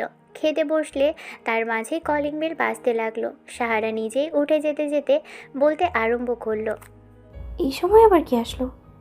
একটু গিয়ে দেখো তো কে আসছে। আপনি খান, আমি গিয়ে দেখছি। সাহারা এগিয়ে গেল দরজার দিকে। তারপর দরজা খুলতেই খেয়াল করলো সামনে একটা মেয়ে দাঁড়িয়ে আছে। মেয়েটাকে দেখে বড্ড চেনা চেনা মনে হচ্ছে। কিছুক্ষণ বিস্ময় দৃষ্টিতে তাকিয়ে থেকে যখনই কিছু বলতে যাবে তার আগেই অপর পাশে দাঁড়িয়ে থাকা মেয়েটা ওকে প্রশ্ন করে বসলো। কে আপনি? আমি এ বাড়ির বউ। ও আচ্ছা, ঈশান বাসায় আছে? হ্যাঁ আছে তো। আপনি বাড়িতে দাঁড়িয়ে কেন? আসুন, ভিতরে আসুন। না ঠিক আছে, আসলে আমি একটু দেখা করতে আসছিলাম ওর সাথে, তবে মনে হচ্ছে এখান থেকে চলে যেতে হবে। একটা কথা বলুন তো, জি বলুন আপু। এই বাড়িতে একটা মাত্র ছেলে আছে, সে ছাড়া তো অন্য কেউ নেই। আমি যদি ভুল না করি আপনি ঈশানের স্ত্রী? হ্যাঁ আপু, আর আপনি যে সিনথিয়া আমি সেটা খুব ভালো করেই বুঝতে পেরেছি। সাহারার মুখ থেকে এরকম কথা শুনে সিনথিয়া বেশ খানিকটা অবাক হয়ে গেল। কিছু বুঝে ওঠার আগেই এরই মাঝে ঈশান একটু জোরে সোরে বলে উঠল, কি এসেছে সাহারা? একটু এদিকে আসবেন, আপনার এখানে আসাটা খুব বেশি প্রয়োজন। ঈশান একটু বিরক্ত হলো মেয়েটার উপর। তারপরও হাতটা কোনো রকম একটু ধুয়ে দরজার কাছে আসতেই বেশ খানিকটা অবাক হলো। সামনে দাঁড়িয়ে আছে ওরই প্রথম স্ত্রী সিনথিয়া, যাকে ভালোবেসে বিয়ে করেছিল, যার সাথে সারা জীবন কাটানোর প্রতিশ্রুতি দিয়েছিল। সেই মেয়েটা এতদিন বাদে ফিরে এসেছে। পুরো 1.5 বছর পর দুজনের দেখা। সিনথিয়াকে দেখার সাথে সাথেই ঈশানের চোখ দিয়ে পানি পড়তে আরম্ভ করলো। সিনথিয়া একটু হাসার চেষ্টা করতেই এবার ঈশান ওকে জাপটে জড়িয়ে ধরল। সাথে সাথে সিনথিয়া খানিকটা বিব্রত বোধ করলেও অন্যদিকে সাহারার বুকের মধ্যে কেমন যেন কেঁপে উঠল। অজানা একটা আশঙ্কায় ভিতরটা এলোমেলো হয়ে আসছে। মেয়েটা যতই মুখে বলুক সিনথিয়া বাসায় ফিরে আসুক, তারপরও নিজের স্বামীকে অন্য কারো হাতে দেখবে, কিংবা সে আসলে ওর দিকে আর ফিরেও তাকাবে না। বিষয়টা ভাবতেই দীর্ঘ এক চাপা নিঃশ্বাস আর যন্ত্রণাময় এক আর্তনাদ ভিতর থেকে বেরিয়ে আসতে চাইছে। সাহারা সেখানেই পাথরের মূর্তির মতো দাঁড়িয়ে রইল। ঈশান সিনথিয়ার মুখের দুপাশে হাত দিয়ে মিনিট খানিক সারা মুখে চুমু দিয়ে তারপর আবারও বুকের সাথে জড়িয়ে ধরে বলতে আরম্ভ করলো, তুমি এতদিন কোথায় ছিলে? কোথায় হারিয়ে গিয়েছিলে আমাকে রেখে? তুমি জানো আমি তোমাকে কত খুঁজেছি, কত তোমার জন্য কান্নাকাটি করেছি। প্রতিদিন তোমাকে একটাবার ফিরে পাওয়ার আশা করেছি। আজকে সেই আশা পূরণ হয়েছে। সত্যি করে বলো, তুমি কোথায় গিয়েছিলে? কি হয়েছিল সেদিন তোমার সাথে? এবার সিনথিয়ার যখনই মনে পড়ল পাশে দাঁড়িয়ে আছে ঈশানের বর্তমান স্ত্রী, আর ঈশান আবার অন্য কাউকে বিয়ে করে নিয়েছে, ভালোবেসেই হয়তোবা বিয়ে করেছে। একজন স্ত্রীকে সামনে রেখে স্বামী অন্য একজন মেয়েকে জড়িয়ে ধরলে স্ত্রীর মনের অবস্থা ঠিক কী হবে সেটা বুঝতে পেরেই সিনথিয়া নিজেকে জোর করে ছাড়ালো আর বলতে আরম্ভ করলো, ছাড়ো আমাকে, এসব জানার বিষয় না এখন। আর সবচেয়ে বড় কথা, এখন তোমার স্ত্রীর সংসার আছে, এসব বিষয় না জানাটাই ভালো। আমি এসেছিলাম তোমার সাথে দেখা করতে, ভেবেছিলাম তুমি অন্তত আর যাই হোক আমার জায়গাটা অন্য কাউকে দিবে না। কিন্তু না, ফিরে আসার পর দেখছি তুমি এতদিন আমাকে ভুলেই গেছো। ভালোবেসে হয়তো বিয়ে করেও নিয়েছো। একজন স্ত্রীর সামনে আর একজন পরনারীকে জড়িয়ে ধরাটা অন্যায় ঈশান। তুমি আমাকে ভুল বুঝেছো সিনথিয়া। তুমি কিছুই জানো না। তুমি চলে যাওয়ার পর থেকে আমি তোমাকে পাগলের মতো হন্য হয়ে খুঁজছিলাম। তোমার জন্য নিজেকে ঘরবন্দি করে ফেলেছিলাম। সেজন্য আব্বু আম্মু জোর করে ইমোশনাল ব্ল্যাকমেল করে আমাকে বিয়ে দিয়েছে। বিশ্বাস করো, ওর সাথে আমার কোনো সম্পর্ক নেই, মুখে আর হাতে কলমে। তাছাড়া আর মনের দিক দিয়ে কোনো মিলই আমাদের মাঝে নেই, বিশ্বাস করো। ঈশানের মুখে এমন দ্বারা কথা শুনে সাহারার বুক চিরে যেন কষ্টগুলো বেরিয়ে আসতে চাইছে। মেয়েটা কিছুক্ষণ সেখানে পাথরের মূর্তির মতো দাঁড়িয়ে রইল।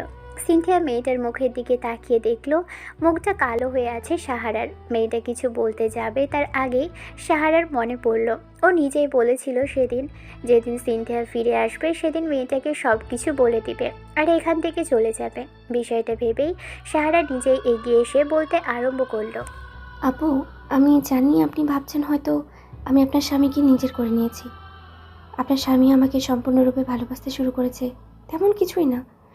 আসলে আঙ্কেল আর আমার আপু জোর করে ওনার সাথে আমার বিয়েটা দিয়েছিল। আমারও কোনো ইচ্ছে ছিল না জোর করে ওনার লাইফে আসার, কিন্তু আব্বুর কথা রাখতেই এমন করেছি। আপনি ওনাকে ভুল বুঝবেন না প্লিজ। বিয়ের দিন রাতে আমি ওনাকে কথা দিয়েছিলাম আপনি যেদিন ফিরে আসবেন আপনাকে এক নজর দেখেই আমি এই বাসা ছেড়ে চলে যাব। আমি এতগুলো দিনেও আপনার স্বামীর মনে একটুও জায়গা করে নিতে পারিনি। উনি আমার দিকে কখনো ফিরে তাকানোনি আর না কখনো ভালোভাবে কথা বলেছেন। সবসময় শুধু আমাকে ইগনোরই করে গেছেন। আপনি ভয় পাবেন না, আপনার ভালোবাসার জায়গাটা ঠিক আগের মতনই আছে। আপনি খুব ভাগ্যবতী আপু যে ওনার মতো একজন স্বামী পেয়েছেন, যে আমাকে বিয়ে করার পরেও আপনার কথাতেই প্রতিনিয়ত বলে। আপনি আমাকে ভুল বুঝবেন না প্লিজ। আমি আপনার স্বামী আপনার কাছে আজকে ফিরিয়ে দিতে পেরে খুব বেশি ভালো লাগছে আমার। আমি এখান থেকে সত্যিই চলে যাব। আপনি দয়া করে ওনাকে ভুল বুঝে এখান থেকে যাবেন না প্লিজ। এই মানুষটা ঠিক আপনাকে কতটুকু ভালোবাসে আপনি যদি জানতে পারতেন তাহলে কখনোই এতদিন দূরে থাকতে পারতেন না। সাহারার এমন কথা শুনে সিনথিয়া অবাক চোখে তাকিয়ে রইল। কিছুক্ষণ বাদে ঈশান জোর করে মেয়েটাকে ভিতরে এনে বসালো। তখন সাহারা গিয়ে আম্মু আর আব্বুকে ডেকে আনলো। আব্বু দুপুরে খাবার খেতে এসেছিল, একটু রেস্ট নিতে যখনই রুমে গেছে এরই মাঝে খেতে বসেছিল ঈশান। আর তখন এরকম একটা ঘটনা ঘটলো। আব্বু আম্মুকে ডেকে আনতেই ওরা এসে সিনথিয়াকে দেখে আরও অবাক হলো। ওরা তো ভেবেছিল সিনথিয়া মরে গেছে। তখন আম্মু এসে মেয়েটাকে জড়িয়ে ধরে অনেকক্ষণ কান্নাকাটি করলো আর বারবার জিজ্ঞেস করতে লাগলো সেদিন রাতে কি হয়েছিল। অনেক জোর জবরদস্তি করার পর সিনথিয়া বলতে আরম্ভ করলো, আসলে সেদিন যখন ডাকাতগুলো ঈশানকে আঘাত করেছিল তখনও আমাকে বলেছিল পালিয়ে যাওয়ার জন্য। আমি ভয় পেয়ে গেছিলাম, দিক বেদিক শূন্য হয়ে দৌড়েছিলাম। ভেবেছিলাম কোনো গ্রাম ট্রামে গিয়ে হয়তো লোকজন ডেকে জড়ো করলে ওরা আমাদের ছেড়ে দিবে, তাই প্রাণপণ ছুটেছিলাম। এক পর্যায়ে দৌড়াতে দৌড়াতে একটা গাড়ির সাথে ধাক্কা খেয়ে আমি রাস্তার এক সাইডে পড়ে যাই। তারপর কতদিন কোথায় ছিলাম জানি না। তবে যখন জ্ঞান ফিরে তখন বুঝতে পারি হসপিটালে আছি। আর তারপর যারা আমাকে হসপিটালে নিয়ে এসেছিল তারাই আমার দেখাশোনা করতে শুরু করে। একজন বাবা আমাকে পেয়েছিল যার কোনো ছেলে সন্তান ছিল না, বউ ছিল, সেও কিছুদিন আগে মারা গেছে। মেয়ের মতো আমাকে দেখে রেখেছিল মানুষটা। কিন্তু যতদিন আমার জ্ঞান ফিরেছে ততদিন আমি স্মৃতিশক্তি হারিয়ে সব ভুলে গেছি। আর কিছুই মনে ছিল না, সব কিছু স্মৃতি থেকে মুছে গেছিল। তবে খুব বেশি মনে করতে চাইতাম, ইচ্ছে হতো, কিন্তু মাথায় যন্ত্রণার কারণে ডক্টর বলেছিল যে মাথায় যেন চাপ না পড়ে। এই 1.5 বছরে আমি পুরো একদম অন্য জগতে চলে গেছিলাম। তারপর গত 15 দিন আগেই আমার স্মৃতিশক্তি ফিরে পরপর বুঝতে পারি, ভাবি ঈশান আমাকে হয়তো খুঁজছে। ওকে হারিয়ে যেমন আমি ভালো নেই, ঠিক তেমনই ও আমাকে হারিয়ে ভালো নেই। তারপর যখন ওই লোকটা জানতে পারে আমি এখানে চলে আসব, লোকটা সেটা সহ্য করতে পারেনি। কিছুদিন আগে স্ট্রোক করে পরপারে পাড়ি জমায়। অনেক বেশি আপসেট ছিলাম, কার কাছে থাকবো কি করব বুঝতে পারিনি, তাই চলে এসেছিলাম। ভেবেছিলাম যে ঈশানের সাথে দেখা করব, সে হয়তো আমার জন্য এখনো অপেক্ষা করে আছে। কিন্তু এখানে এসে জানতে পারলাম সে অন্য কারোর স্বামী, তার সাথে বিয়ে করে এখন সুখে শান্তিতে সংসার করছে। আমি এ বাড়িতে ফিরে এসে হয়তো ভুল করেছি মেয়েটার সাথে, তার জন্য আমি আন্তরিকভাবে দুঃখিত। আমি এখান থেকে চলে যাব আপু, তোমার স্বামীকে আমি এখান থেকে নিয়ে যেতে আসিনি, তাই তুমি ভয় পেও না। না না আপু, এরকম করে বলবেন না প্লিজ। আসলে আমি ওনার মনে কখনো জায়গা করে নিতেই পারিনি। আমার উচিত হয়নি সব কিছু জানার পরেও আরেকজনের স্বামীকে বিয়ে করা। আমি জানি এসব কথা শোনার পরে আঙ্কেল আন্টি বলবে আপুকে এখান থেকে চলে যেতে, কিংবা আমাকে জোর করে এখানে রেখে দিতে। কিন্তু আমি আপনার কাছে হাত জোর করে বলছি, আঙ্কেল আপনি দয়া করে আপুকে এখান থেকে তাড়াবেন না। আপুর জন্য ঈশান ঠিক কতটুকু কষ্ট পেয়েছে আমি এই 6টা মাসে বুঝতে পেরেছি। আর তারও 1 বছর আগে থেকে আমি জানতাম যে আপু হারিয়ে গেছে। ভেবেছিলাম যে উনি আসলে আমি ওনাকে একবার একটু দেখব। আপু দয়া করে ওনাদের আলাদা করবেন না। আমি জানি আপনি কখন কি ভাবছেন, কিন্তু যেটা হবার ছিল সেটা হয়েছে। আর আমি আমার ভাগ্যকে মেনে নিয়েছি। আমি চাই না ওনাদের আলাদা করে দেন। কেউ আলাদা হবে না মামুনি, সবাই এখানেই থাকবে। আর একজনের কি 2টা বউ থাকে না? তোমরা না হয় মিলেমিশে একসাথে থাকবে। সিনথিয়া মামুনি, আমরা কেউ জানতাম না তুমি বেঁচে আছো।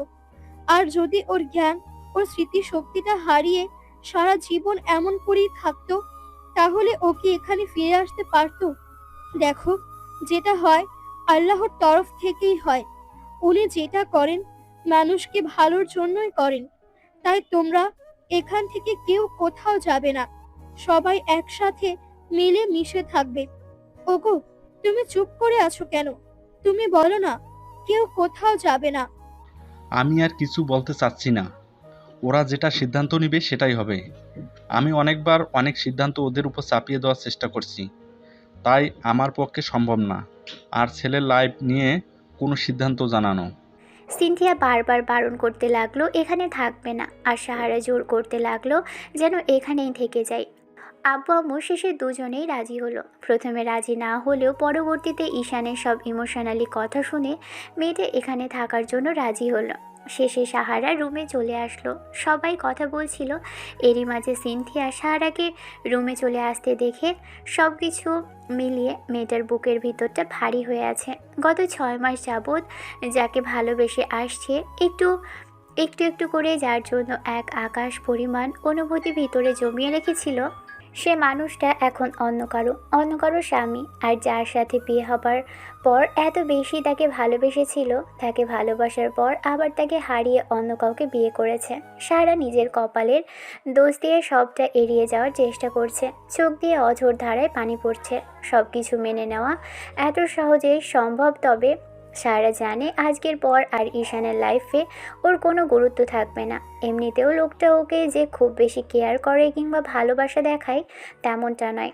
গত 6 মাসে তো দেখেছে, আর এখন যখন তার ভালোবাসাটা ফিরে এসেছে, তাহলে এখন আর এ বাড়িতে ওর থাকার খুব বেশি প্রয়োজন বা উচিত হবে না। বিষয়টা ভেবেই সাহারা চোখের পানি মুছে নিল। ব্যালকনিতে ঘন্টাখানিক দাঁড়িয়েছিল মেয়েটা, মাথাটা বেশ ধরে এসেছে। তারপর রুমে এসে শুয়ে পড়ল। কখন যে ঘুমিয়ে গিয়েছিল কান্না করতে করতে নিজেও জানে না।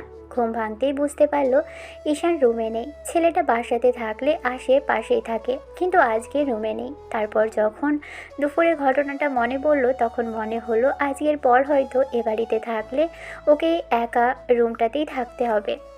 আর একা রুমে থাকাটা ওর অভ্যেস নেই, তাই বিষয়টা কিছুক্ষণ সময় নিয়ে ভাবলো। সারা ফ্রেশ হয়ে এসে ভাবলো আজকেই বাসায় চলে যাওয়া উচিত। এখানে থেকে অন্তত ওদের এরকম ভালোবাসাটা দেখে সহ্য করতে পারবে না। হিংসে তো হবে, তবে সেটা ওদের ভালোবাসা নিয়ে নয়। এখানে থেকে সামান্য পরিমাণে ভালোবাসাটুকু যে ঈশানের থেকে পায়নি সেটা ভেবেই। এতদিনে যেহেতু পায়নি, আর এখন পাবার কোনো সম্ভাবনাও নেই, কথাটা ভেবেই দীর্ঘ নিঃশ্বাস ফেলল সাহারা। তারপর লাগেজটা বের করে নিজের কাপড় চোপড়গুলো গোছাতে লাগলো। আজ এই বাড়িতে শেষ দিন, সন্ধ্যার মুখেই বাসা থেকে বেরোবে। ঈশান তাকে বাধা দিবে না, মেয়েটা এতদিনে সেটা বুঝে গেছে। সাহারার মনে হচ্ছে যে মানুষটা ওর সাথে খুব বেশি স্বাচ্ছন্দ্য বোধ করে না কথা বলতে, সেই মানুষটা ওকে আটকানোর চেষ্টা করবে, সেটা ভাবা কল্পনা ছাড়া কিছুই নয়। বিষয়টা ভেবেই মেয়েটা ব্যাগ গোছাতে লাগলো। নিজের একা একা বিড়বিড় করছিল নিজের ভাগ্য নিয়ে। আবার মাঝে মাঝে নিজেরই হাসি পাচ্ছিল যে এত কিছুর পরেও যে মানুষের সাথে বিয়ের কথা চলছিল, তাকে বিয়ে তো করলো, কিন্তু 6 মাসের বেশি তার সাথে সংসার করাটা আর হলো না সাহারার। কথাগুলো এক মনে ভাবছিল সাহারা। এরই মাঝে কেউ একজন রুমে ঢুকলো। সাহারা ভাবলো হয়তো ঈশান এসেছে, তাই আর পিছনে ফিরল না। ব্যাগটা গোছানো সম্পন্ন হলো, কিন্তু চেনটা লাগাতে পারছিল না। তখন কেউ একজন পাশে এসে দাঁড়ালো, তারপর হঠাৎই প্রশ্ন করে বসলো। কি করছো তুমি? ব্যাগ গুছাচ্ছিলাম, ভাবছি আজকেই বাসায় চলে যাব। সাহারা আনমনেই প্রশ্নটার উত্তর দিয়ে ফেলল। তারপর যখন মনে হলো যে এই কণ্ঠটা তো ঈশানের নয়, কারণ কণ্ঠটা একটু আগেই শুনেছে, ভেবে এবার পাশে তাকিয়ে দেখলো সিনথিয়া দাঁড়িয়ে আছে, কেমন অবাক চোখে ওর দিকে তাকিয়ে আছে। এবার সাহারা মেয়েটার হাত ধরে ওকে বেডে বসিয়ে দিয়ে বলতে লাগলো। আরে আপু, তুমি বসো। তুমি কোথায় যাচ্ছ? কি যেন বলছিলে, আরেকবার বলো তো। বাসায় চলে যাব ভাবছি, তাই আর কি। বাসায় কেন যাবে? তো আমি এই বাসাতে থেকেই বা কী আর করবো? তোমার স্বামীকে এতদিন দেখে রাখার দায়িত্ব ছিল, সেটা করেছি। এখন আমার দায়িত্ব শেষ। আমার আর কোনো দায়িত্ব এগিয়ে চাইছি না যে তোমাদের মাঝে কোনো বাধা হতে। কিন্তু তোমার যাওয়া হচ্ছে না বোন। আমি যদি না যেতে দেই, তুমি তো যেতে পারবে না এখান থেকে। যার আটকানোর সে আটকাবে না, তাহলে তুমি আমাকে আটকে রাখবে কী করে? ঈশান কিছু না বলেও আমি তোমাকে জোর করে এখানে রেখে দিব, যেতে দিব না। কিন্তু কেন? কারণ ঈশানের প্রতি আমার ঠিক যতটুকু অধিকার আছে, ঠিক ততখানি অধিকার তোমারও আছে। তুমি ওর দ্বিতীয় স্ত্রী, আর দায়িত্ব কর্তব্য হলেও তুমি ওর স্ত্রী। তাই তোমার এখান থেকে যাওয়া হচ্ছে না। তুমি এখান থেকে কোথাও যেতে পারবে না। অধিকার? কিসের অধিকার? জিনিসটা কেমন হয় সেটা এই বাসাতে আসার পর ভুলেই গেছি। আর এইসব কথা বলে আমাকে ওনার মতো ইমোশনাল ব্ল্যাকমেল করতে পারবে না আপু। আসলে আমি ভেবেছিলাম তুমি যেদিন ফিরে আসবে আমি সেই দিনই এখান থেকে চলে যাব, কারণ আমি জানি ওনার লাইফে আমার কোনো জায়গা নেই। খামোখা আমি তোমাদের মাঝখানে তৃতীয় ব্যক্তি হয়ে গেলাম দেখেও। সাহারা কথাগুলো বলতে এবার সিনথিয়া জোর করে ওর হাতটা ধরে পাশে বসিয়ে দিল। সিনথিয়ার এরকম কর্মকাণ্ডে এবার সাহারা ওর দিকে অবাক চোখে তাকালো। সিনথিয়া সাহারার মুখের পাশে হাত রাখতেই এই মেয়েটা মাথা নিচু করে ফেলল, তারপর বলতে আরম্ভ করলো। সবচেয়ে বেশি অবাক লাগছে কি জানো তো? আমি প্রথমে ভেবেছিলাম ঈশান তোমাকে ভালোবাসে, আর এতদিনে হয়তো তোমরা ফ্যামিলি প্ল্যানিংও করে ফেলেছ। কিন্তু তোমার মুখ থেকে যে কথা শুনলাম, ঈশানের মুখ থেকেও সেই একই কথাই শুনলাম। তোমার জায়গায় অন্য কোনো মেয়ে হলে এতদিনে বাসা ছেড়ে চলে যেত, কিন্তু তুমি এতদিন পড়েছিলে ওর ভালোবাসা পাওয়ার জন্য। আর এখন হয়তো ভাবছো আমি ফিরে এসেছি তাই ঈশান আর তোমার দিকে ফিরেও তাকাবে না। তেমনটা হবে না। আমি ঈশানকে বলবো। বলে কয়ে কাউকে ভালোবাসানো যায় না আপু। উনি আপনাকে ছাড়া আর কাউকে ভালোবাসতে পারবেন না, তাই এসব কথা আমাকে বোঝাতে পারবে না। কোনো বাচ্চা নয় যে এসব বোঝালেই আমি বুঝবো। আরে বাবা, আমার কথা তো শুনবে। আমি তোমাকে সম্পূর্ণ কথাটা বলার আগেই তুমি এসব কথা কেন বলছো? আমার তোমাকে মূল কথাটাই বলা হয়নি। সাহারা অবাক চোখে তাকালেই সিনথিয়া ওর একটা হাত দু হাতের মুঠোয় নিয়ে বলতে আরম্ভ করলো। আমি ঈশানকে কখনো বাবা হওয়ার অনুভূতিটা দিতে পারবো না আপু। তাই আমি ভেবেছিলাম যে ঈশান যদি আমার জন্য অপেক্ষা করে, এখানে ফিরে এসে ওকে দ্বিতীয় বিয়ের কথা বলবো। কিন্তু ছেলেটা যে সেটা করেছে আমি জানতাম না। প্রথমে খানিকটা রাগ হলেও এখন যখন মনে পড়লো এটা আমি ভেবেছিলাম, তখন মনে হয়েছে যেহেতু এত ভালো একটা মানুষের দ্বিতীয় স্ত্রী হিসেবে আছে, তাহলে না হয় সংসারটা ভাগাভাগি করেই নিই। অনেক স্বামী তো আছে স্ত্রীর অনুমতি ছাড়া বিয়ে করে নেয়। সেখানে ঈশান বাবার কথা রাখতে গিয়ে বিয়ে করেছে, আর আমি এতে অসন্তুষ্ট নই আপু। তারপর এইটুকু ভালো লাগছে যে তুমি এতগুলো দিন ওর জন্য অপেক্ষা করেছো, আরও তোমাকে একটু ভালোবাসেনি। সেজন্য এখন আমার খুশি হওয়ার কথা থাকলেও আমি আফসোস করছি এজন্য যে এতদিনে যদি তোমাদের মাঝে ভালোবাসা কিংবা স্বামী স্ত্রীর সম্পর্কটা থাকতো, তাহলে আমি এসে আম্মু ডাকটা শুনতে পারতাম। মানে আমি কিছু বুঝতে পারছি না আপু। আমি না বোঝার মতো কিছু বলছি না। সেদিনের করা অ্যাক্সিডেন্টের ফলে আমার মা হওয়ার ক্ষমতাটা হারিয়ে যাই। প্রথমে বিষয়টা মানতে পারছিলাম না। ডক্টরকে দিয়ে বারবার যখন চেক করাই, তখন ওরা বলে যে মা হওয়ার সম্ভাবনা একেবারেই নেই। যদি ট্রাই করি তাহলে হয়তো আমার মৃত্যু হতে পারে। তাই আমি চেয়েছি বাকি জীবনটা হয়তো এমন করেই কাটাতে হবে। ঈশানের ভালোবাসা ছাড়া আমার পক্ষে থাকা সম্ভব না। তাই ফিরে এসেছিলাম স্মৃতিশক্তি ফেরার পরে। এসে এরকম কিছু দেখলাম, তাই তুমি এখান থেকে কোথাও যেতে পারবে না। আমার ভালোবাসার মানুষটাকে এতদিন ধরে যে আগলে রেখেছো, আমি আমার ভালোবাসার মানুষ থেকে যতটুকু ভালোবাসা প্রাপ্য অধিকারী, ঠিক ততটুকু অধিকারী তুমিও। তুমি যেতে চাইলেও আমি এখান থেকে যেতে চাইবো না। দয়া করে এরকম সিদ্ধান্ত নিও না আপু। কিন্তু ওনার লাইফে আমার কোনো জায়গা আছে, অনেকখানি জোরে আছে। ঈশান নিজেই বলেছে তোমাকে কোথাও যেতে দিবে না। তুমি না হয় ওর কাছে গিয়ে জিজ্ঞেস করে দেখো। দুজনের মাঝে কিছুক্ষণ নীরবতা চলল। এবার সিনথিয়া হঠাৎ করেই সাহারাকে একটা প্রশ্ন করে বসল। আচ্ছা, একটা কথা বলো তো, তুমি আমাকে প্রথম দেখাতেই চিনলে কি করে? আসলে উনি আমাকে আপনার ছবি দেখিয়েছিল, তাই চিনতে পেরেছি। আর যে মানুষটার কথা এত বলে তাকে দেখার লোভটা আসলে সামলাতে পারিনি, তাই বারবার তোমার কথা জিজ্ঞেস করলে তখন ফোন থেকে তোমার ছবি দেখেছিল, তখন থেকেই চিনি তোমাকে। সেটা না হয় বুঝলাম। আর দ্বিতীয় প্রশ্নটা হচ্ছে, তুমি এই গেস্ট রুমে কেন থাকো? আর ঈশানের রুমে না গিয়ে এখানে থাকো যে? বিয়ের পর থেকে এখানেই থাকি।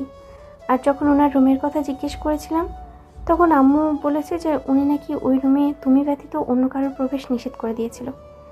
ওই রুমটা এখন আর ব্যবহার হয় না বিয়ের পর থেকেই। উনি হয়তো এখানে থাকে, তবে ওই রুমে আমাকে কখনো যেতে দেয় না, বারণ করে দিয়েছে। সিনথিয়ার সাহারার মুখে এমন দ্বারা কথা শুনে কিছুক্ষণ চুপ করে রইল। তারপর আলতো করে মেয়েটাকে জড়িয়ে ধরতেই সাহারা তখন ফুপিয়ে কেঁদে উঠল। মেয়েটার কান্নার কারণ ও বুঝতে পারছে। সাহারা কিছুক্ষণ যাবৎ কান্নাকাটি করলো। একটা সময় সিনথিয়া ওকে ছাড়িয়ে নিল আর বোঝাতে লাগলো। সিনথিয়া ভাবলো যে মিলেমিশে থাকবে, কিন্তু ঈশান এই মেয়েটাকে স্বীকৃতি দেবে। বিষয়টা নিয়ে ভেবেই অনেক বেশি সিনথিয়ার ভয় লাগছিল। বিষয়টা নিয়ে অনেকক্ষণ যাবৎ মেয়েটাকে বোঝানোর পরে বোঝাতে রাজি হলো, কিন্তু ও বলেছে ঈশান যদি নিজে থেকে বলে তবেই থাকবে, না হলে থাকবে না। সিনথিয়া সাহারাকে বুঝিয়ে মেয়েটাকে নিচে আনলো। তারপর একসাথে ডিনার করে সবাই রুমে গেল। আজও বিষয়, আজকে সিনথিয়া সাহারার সাথে ঈশানের রুমেই আসলো না। সাহারা একাই রুমে ঘুমিয়ে পড়ল। অন্যদিকে সিনথিয়ার রুমে ঈশানকে দেখে বারবার বলল ওর রুমে যাওয়ার জন্য, কিন্তু মেয়েটার কোনো কথাই শুনল না ঈশান। উল্টো বেডে এসে শুয়ে ওকে বুকের মাঝে শক্ত করে জড়িয়ে ধরতেই সিনথিয়া জোর করে ঈশানকে ছাড়িয়ে নিল। তারপর ঈশানের মুখের পাশে হাত দিয়ে বলতে লাগলো, আচ্ছা, সত্যি করে একটা কথা বলো তো, তুমি ওকে একটু ভালোবাসো না, তাই না? বিশ্বাস করো, আমি কখনো ছুঁয়ে পর্যন্ত দেখিনি। ভুলবশত মাঝে মাঝে দুই একবার ঘুমের করে জড়িয়ে ধরেছি, কিন্তু বকাঝকা করিনি। সকালবেলা উঠে কিন্তু এখন থেকে বাসবে। এখন থেকে ওকে সত্যি বুকে জড়িয়ে ধরে ঘুমাবে, আদর করবে। ঠিক আমাকে যতটুকু ভালোবাসো, ওকে ততটা ভালো না বাসতে পারলেও কিছুটা অন্তত ভালোবাসবে। কারণ আমি চাই মেয়েটা আমাদের সাথে থাক। যে মেয়ে কিনা আমার জন্য তোমাকে ছেড়ে দিয়েছে, যে কিনা তোমাকে কখনো ফোর্স করেনি, নিজের মায়ায় ফেলতে চায়নি, সেই মেয়ের থেকে ভালো কাউকে আমি তোমার জন্য আর পেতাম না। মানে তোমার কথা আমি কিছুই বুঝতে পারছি না। সবই বুঝতে পারবে। তাছাড়া ওর কি দোষ বলো তো? তোমার উপর ভরসা করে তোমার আব্বু আমার কথাতে এই বাড়িতে এসেছিল। এখন যদি তুমি ওকে তাড়িয়ে দাও কিংবা স্বামীর ভালোবাসা ছাড়া এখান থেকে চলে যাই, সমাজে মানুষ ওকে হাজারটা কথা বলবে। আর তুমি না বলেছিলে ও এখানে থেকে কোথাও যাবে না? হ্যাঁ বলেছিলাম, ওকে তো যেতে বলিনি কোথাও, এখানেই থাকবে। কিন্তু কোন ভিত্তিতে থাকবে? আর কোন বিশ্বাসে থাকবে? কিসের জন্যই বা এখানে থাকবে বলো তো? কেন? আমার স্ত্রী। মুখে বললেই কি স্ত্রী হয়ে যায়? স্ত্রীর দায়িত্বটা কখনো পালন করেছো? 6 মাসে যখন তোমাদের মাঝে কোনো সখ্যতা তৈরি হয়নি, তাহলে কখনো তৈরি হবে বলে আমার মনে হয় না। একটা মেয়ে কোন আশায় এখানে পড়ে থাকবে বলো? শুধু এই স্ত্রী নামক মানুষটা হয়েও যখন দেখবে তুমি আমাকে ভালোবাসো, তখনও কি খারাপ লাগবে? একটা মেয়ে হিসেবে ওর খারাপ লাগাটাই স্বাভাবিক। এই বিপরীত কাজটা যদি তোমার সাথে হতো, আমি যদি তোমাকে রেখে অন্য কারোর সাথে। কখনোই না। তাই বলছি, আর তুমি ওকে ভালোবাসবে। আমার মতো করে না হলেও তোমাকে ওকে ভালোবাসতে হবে ঈশান। কারণ ও অনেক আশা নিয়ে এখানে এতদিন পড়েছিল, ভেবেছিল যে আমাকে দেখবে, আর সবচেয়ে বড় বিষয় তোমাকে সবসময় আগলে রেখেছে। আমি বুঝতে পারছি ওর জন্যই তুমি এতটা সহজ আর স্বাভাবিক। ও তোমাকে সব সময় ভালোবেসে এসেছে। আমি ওর মুখ দেখে সেটা বুঝতে পেরেছি। কত কান্নাকাটি করছিল মেয়েটা জানো? ওর জায়গায় আমি থাকলে কি তুমি আমাকে তাড়িয়ে দিতে বলো? আমি সবই বুঝতে পারছি, কিন্তু ওকে ভালোবাসবে কি করে বলো? ভালোবাসতে হবে না, তবে মায়া জিনিসটা তো ওর প্রতি আছে তোমার। তা তো আছে, এতগুলো দিন ধরে মানুষটা আমার সাথে আছে। তাছাড়া মেয়েটা যখন কান্নাকাটি করে কেন জানি খুব বেশি খারাপ লাগে, বুকের মাঝে ঝড় বয়ে যায়। জানি না ওকে এই কষ্টের মধ্যে থেকে কিভাবে বের করে আনবো, তবে ওর এই কান্নাটা আমি সহ্য করতে পারি না, জানো। ব্যাস, সিম্পল। দ্বিতীয়বারও কাউকে ভালোবাসা চাই। প্রথমে স্ত্রী থাকতেও দ্বিতীয় বউকে যে একটু হলেও ভালোবাসা যায়, সেটা তুমিও বুঝতে পারবে। ওকে একটা বেবি দিয়ে দাও, দেখো তোমাদের একটা বেবি চলে আসলে তখন ওকে ভালোবাসতে বাধ্য হবে। বাচ্চার মুখের দিকে তাকিয়ে হলেও তুমি ওকেই ভালোবাসবে, দেখো। কি বলছো তুমি এইগুলা? তাছাড়া বেবি দিলে তোমাকে আগে দিব, তারপর ওর কথা আমি ভেবে দেখবো। আর ওকে যদি এখন এগুলোর জন্য ভালোবাসি, তাহলে ও ভাববে শারীরিক চাহিদার জন্য। যাই হোক, ওকে তোমার ভালোবাসতেই হবে। আর যা খুশি তাই তুমি ভাবতে পারো। তারপরও ওকে তোমার কাছে টেনে নিতেই হবে ঈশান, কারণ আমি অক্ষম। মানে তুমি কি বলতে চাইছো? আমি কিছুই বুঝতে পারছি না। কারণ আমি তোমাকে কখনো বাবা ডাক শোনার সেই সুখটা দিতে পারবো না ঈশান। অ্যাক্সিডেন্টের কারণে আমার মা হবার ক্ষমতাটা নষ্ট হয়ে গেছে, তাই আমি ভেবেছিলাম ফিরে এসে তোমাকে দ্বিতীয় বিয়ের কথা বলবো। এই জন্যই ভেবেছিলাম যে আব্বু আম্মু সব জানতে পারলে হয়তো কখনোই আমাকে আর মেনে নেবে না। আর আমিও ভেবেছিলাম তোমাকে দ্বিতীয় বিয়ের কথা বলবো, যদি বিয়েটা না করে থাকো। আর এসে দেখলাম যখন বিয়ে করে নিয়েছো, আর এত ভালো একটা মেয়েকে বিয়ে করেছো যে সব কিছু জেনে শুনে সব কিছু মেনে তোমার সাথে আছে। তাই আমি চাইছি তুমি ওর মাধ্যমে আমাকে আম্মু ডাকটা শোনার একটা সৌভাগ্য করে দাও। তুমি অন্তত আর যাই হোক মেয়েটাকে অবহেলা করো না। সাহারা অনেক ভালো মনের একজন মানুষ, সেটাই কয়েক ঘন্টাতে আমি বুঝে গেছি। না হলে এরকম একটা মেয়ে অন্য কারোর জন্য স্বামী থেকে দূরে থাকতে পারে না। যাই হোক, তোমাকে আমি রিকোয়েস্ট করছি, সামান্য পরিমাণে যদি ভালোবেসে থাকো, তুমি আমার রিকোয়েস্টটুকু রাখবে। ঈশান সিনথিয়ার কোনো কথাই মানতে পারছিল না যে মেয়েটা এরকম একটা পরিস্থিতির মধ্যে পড়েছিল আর এখন মা হতে পারবে না। এসব বিষয়ে মনটা খারাপ হয়ে রইল। অন্যদিকে সিনথিয়া ওকে সাহারার রুমে যেতে বললে ঈশান বারণ করলো, আর ঈশান ওর সাথে আজকে রাতটা অন্তত থাকার কথাটা বলল। আর সিনথিয়া সারা রাত ধরে ঈশানকে বলল মেয়েটাকে একটা বেবি দিয়ে দিতে। আর বেবি নেওয়ার কথা বললে তখন ঈশান বিষয়টা নিয়ে ভাবতে লাগলো। ঈশানের বিশ্বাসই হচ্ছিল না বিষয়টা, তাই 2-1 দিনের মাঝে সিনথিয়াকে নিয়ে ডক্টরের কাছে গেল। বিষয়টা চেক করে ডক্টরের থেকে কনফার্ম হলো। ঈশান খানিকটা ভেঙে পড়ল। 1 সপ্তাহের মাথায় সেদিন সিনথিয়া কান্নাকাটি করে ওকে বলেছিল, বুঝেছি, তুমি আমার কোনো কথা রাখবে না। আমি বলেছি তুমি ওকে একটু ভালোবাসলে দেখবে তোমাদের একটা বেবি চলে আসবে। নিজের থেকে একটু ভালোবাসতে পারো। মেয়েটা কোন আশায় এই বাড়িতে পড়ে থাকবে বলো? আচ্ছা ঠিক আছে, তুমি যদি ওকে ভালোবাসতে না পারো তাহলে আমাকে বলে দাও, আমি এখান থেকে চলে যাই। সাহারা আর আমি এখান থেকে চলে যাই, তারপরে তুমি তোমার ধরে বসে থেকো।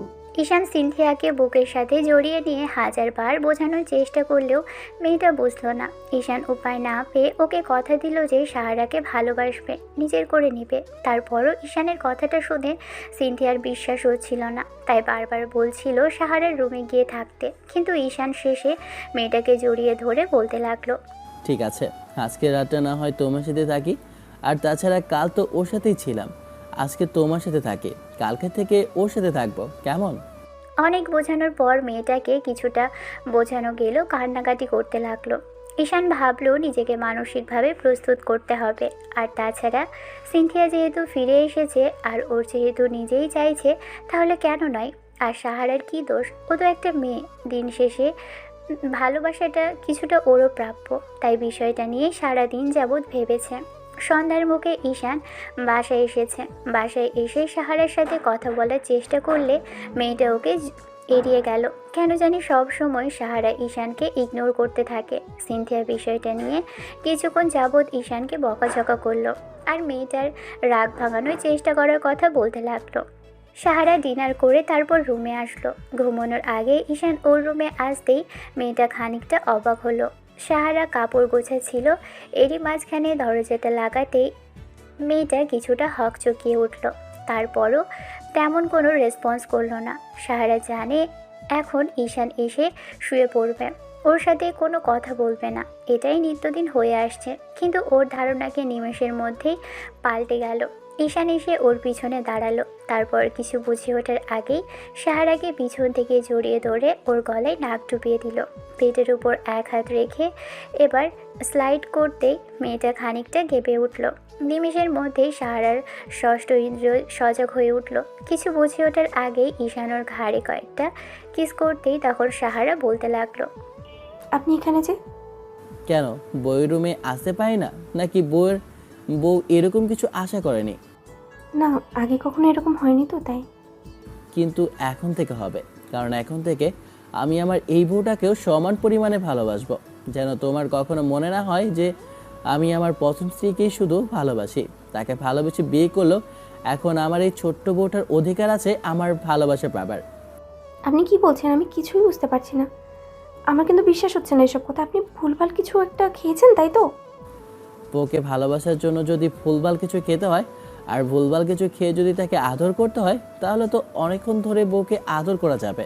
সাহারার এই মুহূর্তে লজ্জা লাগার কথা থাকলেও মেয়েটা লজ্জা পেল না। মেয়েটা ঈশানকে ছাড়িয়ে নিয়ে ওর দিকে ফিরতেই এবার ঈশান সাহারার কোমর জড়িয়ে ধরে নিজের সাথে মেশালো।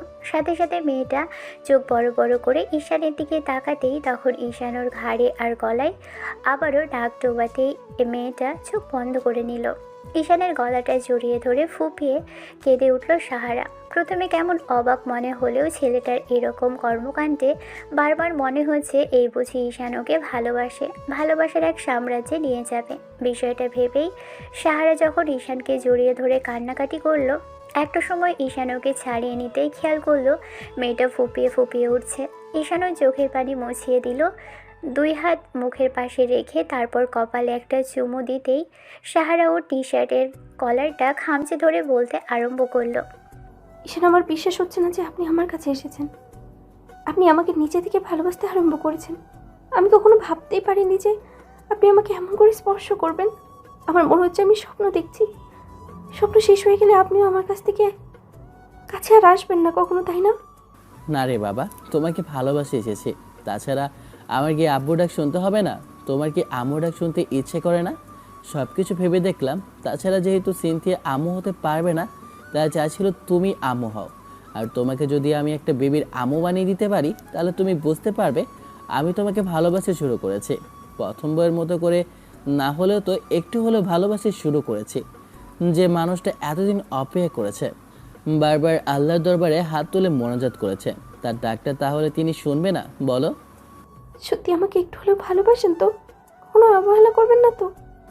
একজন বেবির আম্মু বানিয়ে দিই, তারপর বুঝতে পারবে। বেবির দিকে তাকিয়ে হলেও তো বেবির আম্মুকে ভালোবাসতে হবে, তাই না? এবার সাহারার কিছুটা বিশ্বাস হলো। মেয়েটাকে কথাগুলো বোঝাতে ঈশান আলতো করে ওর ঠোঁটে একটা চুমু খেলো। সাথে সাথে সাহারা নিজের ঠোঁট দিয়ে ঠোঁট জোড়া বন্ধ করে রাখলো।